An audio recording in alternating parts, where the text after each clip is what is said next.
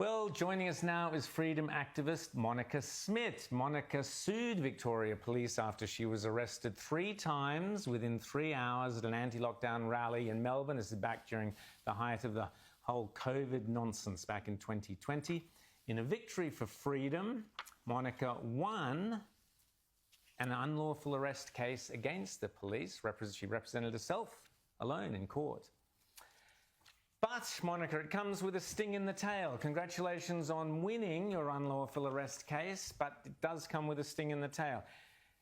Tell us about that. Tell us what it was like to win and the position you now find yourself in. Well, I do want the lasting memory of this story to be that I won. I proved my point. I got public vindication. I was unlawfully arrested twice. However, the clincher is that I have to pay the cost of the other side, which is upwards of $250,000. And that is because I refused to take a deal during mediation because I wanted public vindication. Now, the mediation deal was $15,000. It did not come with a public apology. I tried to get one of those to avoid going to trial. Anyway, the judge awarded me only $4,000 for 2 unlawful arrests. And because I got offered less in damages after trial, the legal system sees it as a loss. And so I have to pay for winning my case. So, Monica, tell us again, I mean, many viewers will know it, but some won't, the story of that arrest, why you were initially arrested during COVID, and why you then went to jail for 22 days and nights, Australia's first ever political prisoner. Well, actually, the jail time was a year after the case that I just brought to the county court recently. But on October 31st, the case that just happened, I got arrested 3 times in one day. As a journalist, I was doing my job. I had my work permits. I kept telling them that I was working. But, hey, they didn't believe me, and I believe that I was politically targeted, and they didn't like that I was live streaming to such a large audience. Anyway, a year later, in exactly the same treatment, to be honest, I got punished again. I got charged with 2 cases of incitement for inciting people to break COVID restrictions. And I got given bail conditions which would shut down my lucrative business at the time. So like I did a year before that, I said no, and I didn't sign the bail conditions. So I went to prison for 22 days in solitary confinement for nothing because they dropped all the charges. And Rowan, that's going to be the next court case coming up. Rita. Well, you talked about rejecting that pre-trial offer and pursuing this because you wanted that public acknowledgement that they did the wrong thing. But given that now you have this enormous bill, $200,000, do you regret pursuing this case? Absolutely not. I asked for a public apology to be attached with the deal, and they refused. And even though I didn't get an apology, Rita, winning your case is kind of the same thing. It's a forced apology. I got public vindication. It helped my reputation. It will help my reputation in the future because people who saw that footage thought that maybe I was a rebel, maybe I was a criminal, and now they know that I wasn't and I was unlawfully arrested. So for me, that was so important.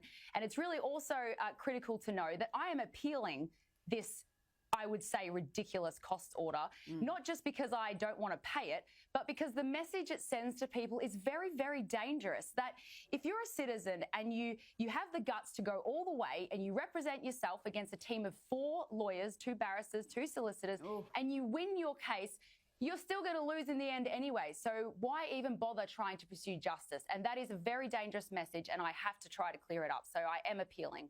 No, that I agree with because, it does tell the average person just cop whatever happens, whether it's right or wrong. The case that you said is coming up next, is this the wrongful imprisonment? And what are you seeking there?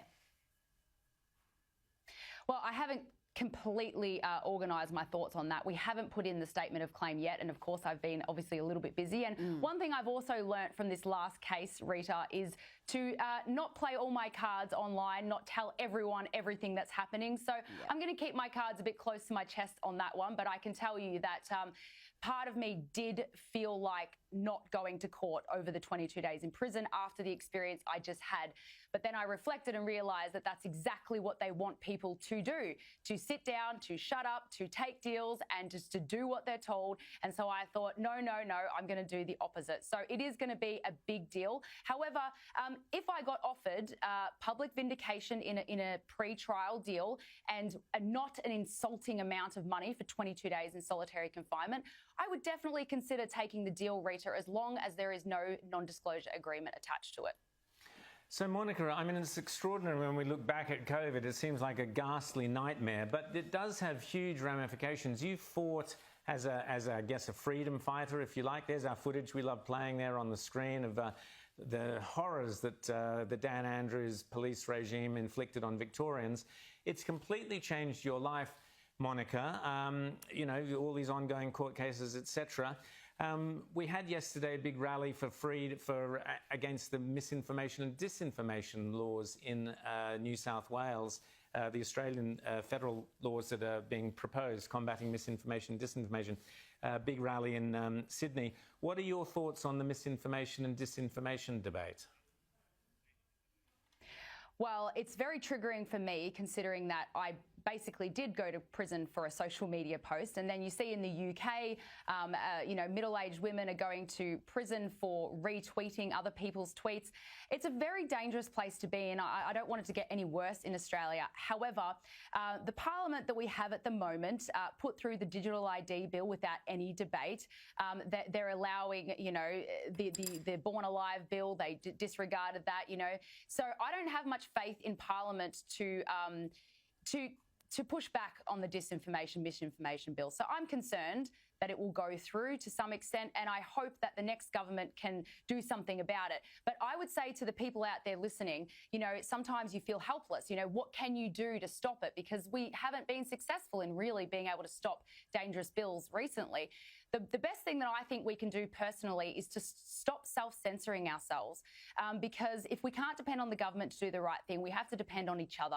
So when you feel that little niggle in your head, in your conscience and in your throat, or wherever you get that niggle, to say what you think, to say what's on your mind, I'm telling you that that is what you can do to fight censorship. Just say what you think. Monica Smith, always great to chat to you, and you're a great role model there for Australians who don't want the state telling you what to think and feel. And our first political prisoner, unbelievable. Monica Smith, thanks so much for coming on Outsiders. After the break, we'll speak to a British-Iranian lawyer about the escalating conflict in the Middle East and her personal journey in a tick.